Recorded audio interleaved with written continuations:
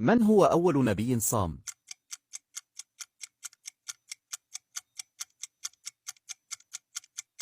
الإجابة آدم عليه السلام. اضغط على القلب لو إجابتك صحيحة.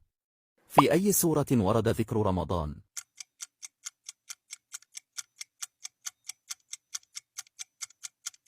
الإجابة سورة البقرة. كم مرة صام النبي محمد صلى الله عليه وسلم؟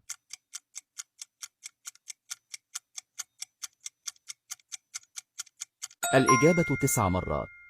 كم مرة ذكر شهر رمضان في القرآن الكريم؟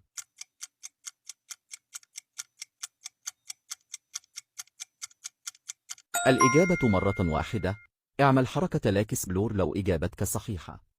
من هو النبي الذي كان يصوم يوم الاثنين والخميس؟